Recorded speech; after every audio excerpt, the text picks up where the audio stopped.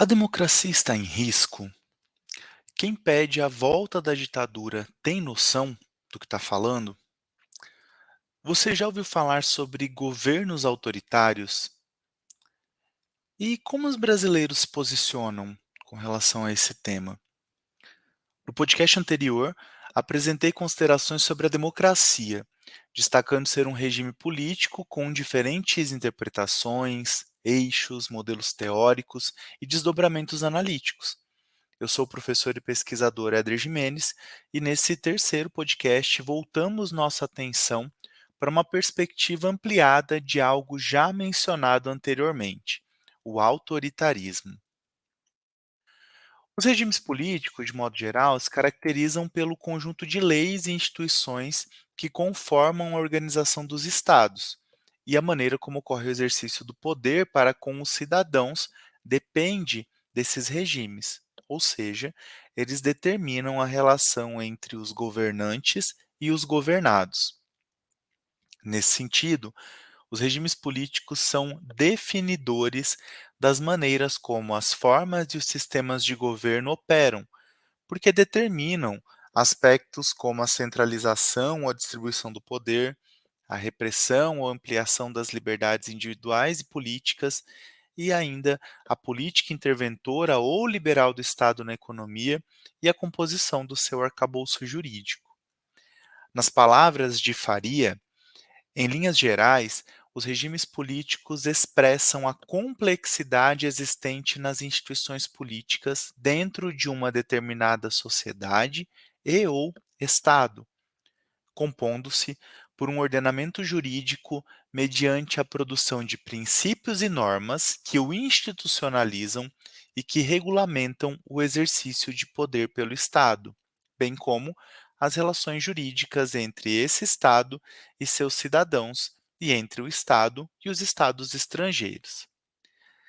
Diante dessa descrição, é possível inferir que diferentes tipos de regimes políticos emergiram ao longo dos séculos, de modo que a história destaca a existência de estados absolutistas, autoritários, totalitários, ditatoriais e democráticos. O absolutismo foi o regime político predominante na Europa entre os séculos XVI e XVIII, e ele se pautava pela concentração do poder na figura do rei, que assumia o papel de detentor do poder absoluto, sendo que então Estado e rei não se desvinculavam. Essa centralização do poder permitia, por exemplo, interferências em assuntos religiosos e econômicos e a utilização de meios repressivos e violentos contra os cidadãos que contrariassem ou contestassem as leis.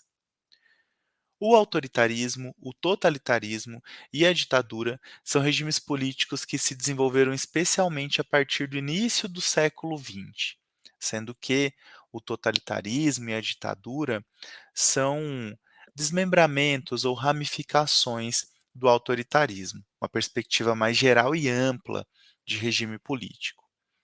Esses regimes autoritários são caracterizados pela concentração de poder nas mãos de um pequeno grupo de indivíduos, os quais agem de maneira dominadora para manter essa sua condição. Ao autoritarismo remetem ainda características como o exercício do poder e do governo, portanto, por legisladores não eleitos, a imposição da obediência da população às leis e, em decorrência dessas duas, a apatia e a despolitização dos cidadãos. No dicionário de política, Norberto Bobbio explora o conceito de autoritarismo a partir de uma perspectiva de ideologias políticas, sendo que uma ideologia autoritária seria pautada na ordem e no conservadorismo. Em geral, são chamados de autoritários os regimes não democráticos, que utilizam da organização hierárquica política como um recurso de imposição da ordem sob um argumento de uma pretensa, e aqui entre aspas, harmonia social, porém focando na verdade na manutenção do poder estabelecido. Isso significa que os governos autoritários defendem a conservação das distinções entre grupos sociais com essa manutenção de hierarquia e autoridade, com um grupo menor subjugando o outro, maior. Nesse sentido, um governo autoritário e os seus governantes buscam manter a ordem política e também impõem-se sobre outros aspectos da vida social, até mesmo a estrutura familiar. Os seus discursos estimulam a desigualdade e a diferenciação sociais, determinando quais perfis ou grupos são passíveis de pertencer aos valores do poder e quais devem obedecer às suas imposições. E como é que essa concentração do poder ocorre? Bom, os governos autoritários minam, enfraquecem o legislativo e o judiciário para que o executivo concentre o poder. Assim, é recorrente no regime autoritário que o legislativo seja reduzido ou eliminado, fechado, que o judiciário seja controlado pelo governo, que a escolha do presidente se dê por mecanismos não democráticos, ou seja, sem eleições livres, competitivas e com voto a toda a população. E ainda que as Forças Armadas representem a vontade política do governo e, logicamente, num contexto como esse, que a existência de partidos políticos seja reduzida ou anulada para evitar que haja ideologias conflitantes com relação àquela dos que controlam o aparelho do Estado. Pensando o que eu disse até agora em diálogo com o podcast anterior, num regime autoritário, o multiculturalismo não passaria nem perto de ter condições de ser desenvolvido, uma vez que o multiculturalismo se coloca tanto como uma perspectiva democrática, quanto porque a sua premissa é de pensar a política para diferentes grupos, especialmente aqueles minorizados em termos de acesso a direitos e oportunidades, como mulheres, negros, indígenas, LGBTs e mais, pessoas com deficiência e idosos, por exemplo. Conforme exposto no verbete sobre autoritarismo no dicionário de política, o pensamento autoritário, e aqui vejam que interessante, supõe ainda um irracionalismo por parte daqueles que entendem-no como um modelo político ideal de governo, já que não raras vezes esses governos autoritários estimulam discursos contra o pensamento racional e o desenvolvimento integral da sociedade, direcionando ataques a instituições, científicas e defendendo posicionamentos religiosos fundamentalistas. E veja só, essa definição baseia-se num construto teórico sobre autoritarismo desenvolvido entre as décadas de 70 e 90, portanto, muito antes, por exemplo, daquilo que nós vivenciamos no Brasil diante da pandemia do Covid-19, com a defesa do uso de cloroquina, os contrários à vacinação e todos os discursos que nós conhecemos a partir disso.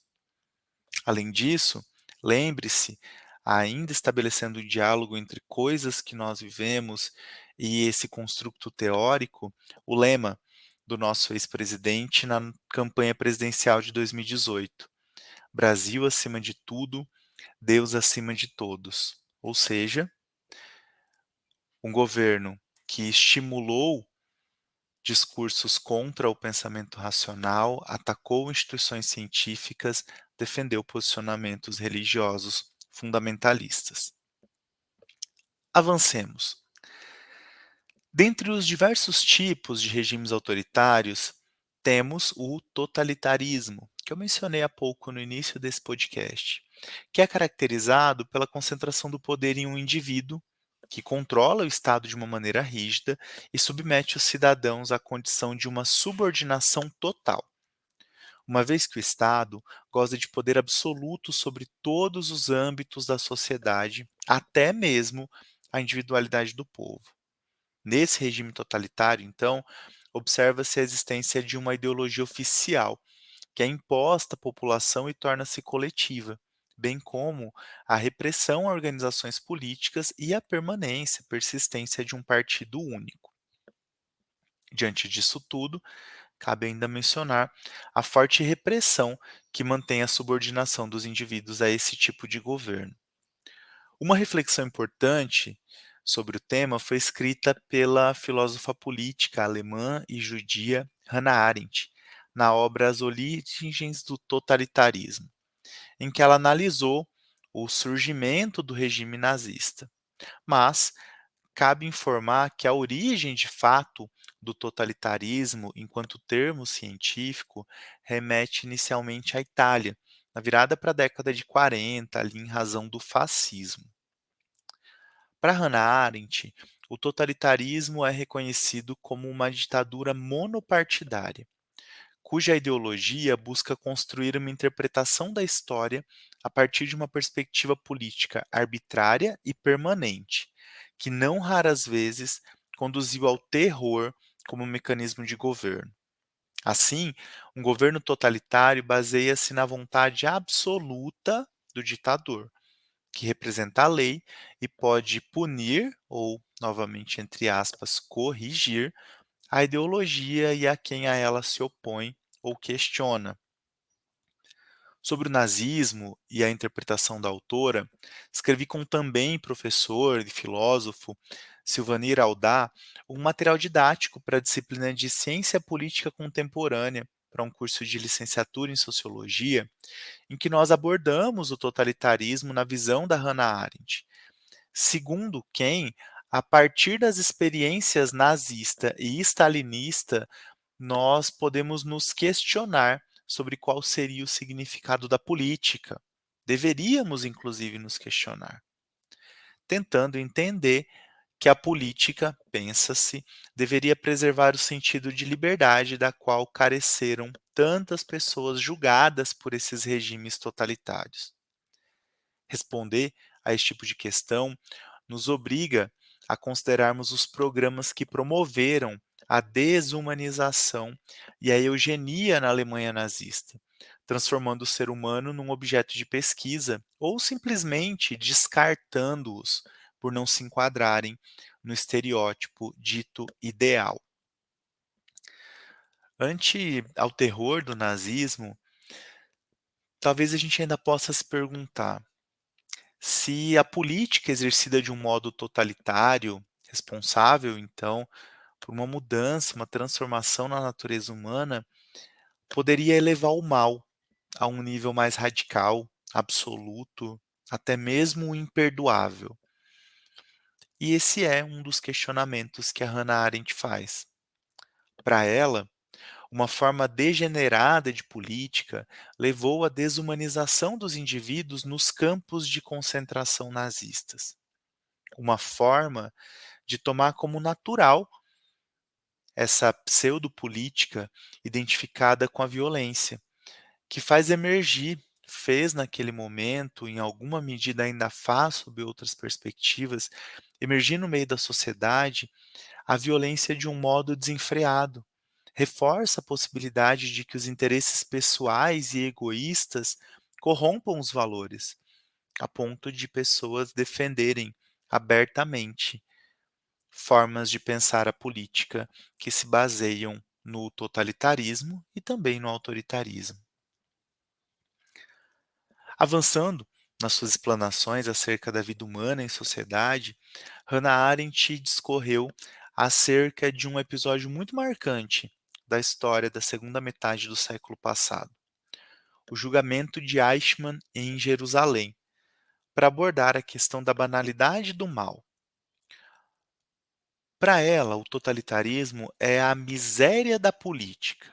Então, quando ela escreveu sobre o julgamento do maior carrasco nazista, ela demonstrou seu espanto em perceber que ele se apresentava como um indivíduo assustadoramente comum e normal, que na verdade era um zeloso cumpridor de ordens e que tinha dificuldade ou até mesmo falta de discernimento para julgar o bem e o mal.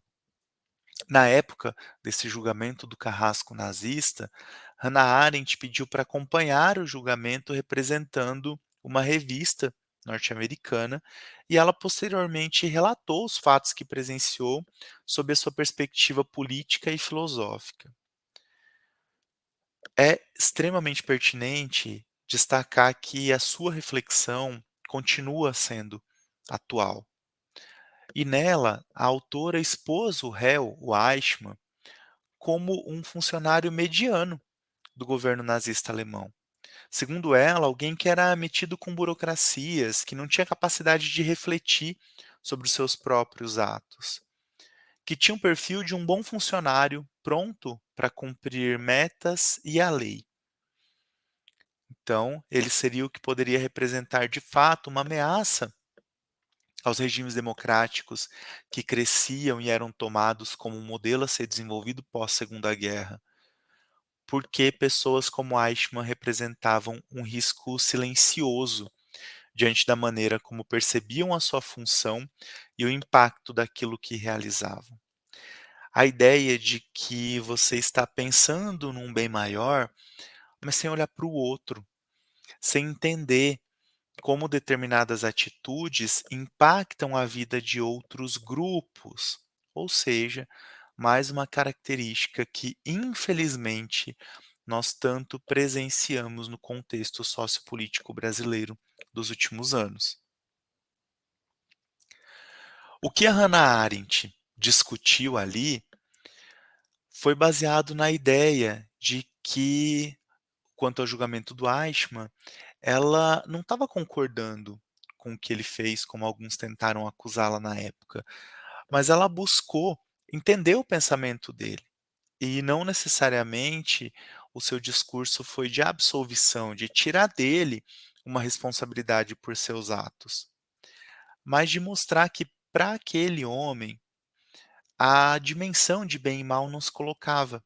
E daí a construção da noção de banalidade do mal em Hannah Arendt, no sentido do indivíduo não perceber-se como praticando o mal numa sociedade onde se defendem valores ou existe um regime totalitário. Percebam como é assustador, né?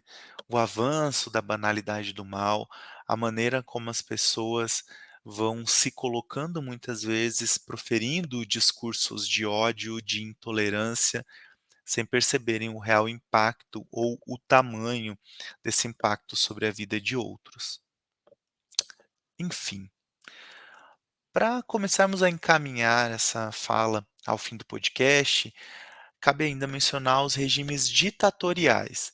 Eles caracterizam pela concentração do poder em um indivíduo ou num grupo político, com uma consequente desconsideração da existência da divisão dos poderes, e ainda pela forte opressão a qualquer tipo de manifestação política contrária aos seus interesses, desde protesto de rua até os sindicatos ou os partidos políticos, considerando, lógico, também um forte controle dos meios de comunicação.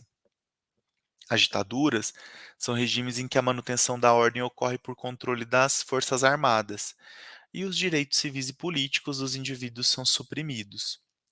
Foi o caso do que nós vivenciamos no Brasil entre os anos de 1964 e 1985. Então, desde o golpe militar que tomou o poder e descontinuou o nosso regime democrático, até a retomada da democracia com a volta das eleições diretas. Um detalhe importante sobre a ditadura no Brasil, que sempre suscita discussões quando se torna assunto.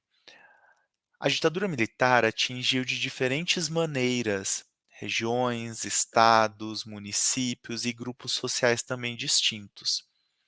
Há locais, especialmente no interior ou em áreas exclusivas ou praticamente todas rurais, em que quase nada percebeu-se sobre a ditadura militar, que ceifou vidas, desapareceu com tantas pessoas, exilou muitas outras e buscou extinguir os direitos políticos e as liberdades individuais da população. Então, existe entre uma parcela da população, e aqui é um ponto de atenção, a ausência de conhecimento aprofundado sobre o tema. Seja porque essas pessoas sabem apenas aquilo que ideologicamente lhes convém, ou porque tiveram acesso a uma educação baseada numa perspectiva de que o golpe teria sido um ato heróico para salvar o Brasil do comunismo, que, sejamos sinceros, nunca esteve em vias de ser implementado. São pessoas que advogam em favor de um novo golpe militar que culmine em uma ditadura. E, desinformadas, pensando que a partir desse golpe, dessa ditadura, vai ser restabelecida de fato uma democracia no país.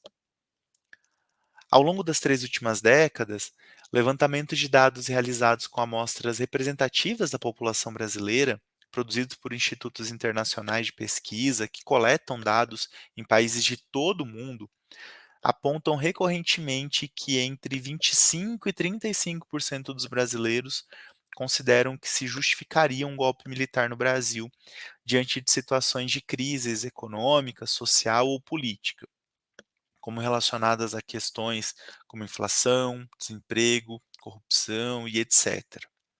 Além disso, o percentual daqueles que consideram que a democracia, mesmo com seus problemas, é melhor do que qualquer outra forma de governo, incluída a ditadura, tem oscilado em torno de 65 a 70% do eleitorado ao longo do tempo. Esses dois dados, por um lado, demonstram a percepção positiva sobre a democracia entre uma parcela expressiva do eleitorado brasileiro, né, ali em torno de 70%. Contudo, por outro lado, nós assistimos nos últimos anos à ampliação da participação política por parte daqueles eleitores conservadores, com seus traços autoritários e saudosos da ditadura militar, muitos sem sequer ter vivenciado ou conhecê-la. Foi o que se viu de uma maneira tímida desde as manifestações de rua em 2013, mas de modo crescente, especialmente ao longo do governo do presidente Bolsonaro. Você se lembra, por exemplo, quando o então presidente participou de um ato em São Paulo, no 7 de setembro de 2021, em tese em alusão à independência do Brasil, e ele discursou inflamando seus apoiadores, com falas de conteúdo antidemocrático, anticonstituição, ameaçando o Supremo Tribunal Federal e questionando as eleições? Pois é. Naquele ato, nós assistimos a uma manifestação com traços antidemocráticos e autoritários, segundo os elementos classificatórios da literatura especializada da política. O que se fez ainda mais grave por terem sido capitaneados por aquele que deveria ser um dos principais ou o principal defensor da democracia, o presidente. A maneira como seus correligionários se organizaram após a derrota eleitoral no pleito presidencial de 2022 e, mais gravemente, quando vandalizaram de maneira criminosa espaços dos poderes executivo, legislativo e judiciário em Brasília no início de janeiro de 2023, demonstram a irracionalidade da perspectiva autoritária de se pensar política e governo, o que precisa ser enfrentado em defesa da democracia. Como você deve ter percebido, esse tema é espinhoso, complexo e deve suscitar inúmeros debates e questionamentos. Caso você tenha interesse em se aprofundar, em conhecer mais sobre o autoritarismo ou as suas ramificações, totalitarismo, regimes ditatoriais militares, seguem 3 sugestões de leitura. Primeiro, vou destacar o artigo da revista Catálises, número 24, de 2021, intitulado Autoritarismo no Brasil do Presente. Bolsonarismo nos circuitos do ultraliberalismo, militarismo e reacionarismo, de Maria do Socorro Souza de Araújo e Alba Maria Pinho de Carvalho, que discute conceitos teóricos sobre autoritarismo no Brasil atual e também aplica-os a essa perspectiva do nosso contexto político e partidário eleitoral atual. Se for do seu interesse essa leitura, você pode acessar o PDF diretamente no link que consta no meu perfil do Instagram, ok? Sobre o totalitarismo, o livro que eu mencionei no podcast é uma indicação de leitura, é uma das principais referências sobre o tema. As Origens do Totalitarismo, da Hannah Arendt. Por último, sobre a questão da ditadura, tem um livro que mapeou e analisou esse regime militar em alguns países da América Latina, tanto sob a perspectiva histórica, quanto do seu impacto sobre algumas políticas públicas e a questão econômica. Ele é do professor Rodrigo Pato Samota e é intitulado Ditaduras Militares Brasil, Argentina, Chile e Uruguai. Bom, eu te agradeço mais uma vez por ter escutado esse podcast. Se você tiver interesse, comenta o que achou desse conteúdo, sugira novos temas, se manifeste. Um detalhe: esse tema sobre autoritarismo foi sugerido por algumas pessoas que ouviram os podcasts anteriores, entraram em contato e pediram para que esse fosse um dos temas abordados. Olha só que legal. Esse conteúdo e todos os meus podcasts estão disponíveis tanto no meu canal do YouTube, o prof.edergimenez. Quanto na minha playlist do Spotify, que você localiza lá na lupinha digitando @prof.edergimenez. E você pode acompanhar as publicações dos podcasts e outros conteúdos também nas minhas redes sociais profissionais. O meu Instagram, que é @prof.edergimenez, e no meu LinkedIn, Prof. Éder Jimenez. Bom, se você acompanhou os conteúdos anteriores, deve ter percebido que ele tem uma relação com esse. Afinal, a gente cumpriu aqui uma tríade no caminho: política, democracia e agora autoritarismo. Nos próximos podcasts, nós avançamos nas discussões nesse sentido, ok? Novamente, eu destaco que é uma satisfação para mim conhecer e saber o que pensam as pessoas que ouvem, que acessam esses conteúdos. Então, se você se sentir à vontade, por favor, me conte, se manifeste e se você achar que pode interessar mais alguém, divulgue esse conteúdo. Nós nos encontramos em breve para avançar nas nossas discussões. Até mais.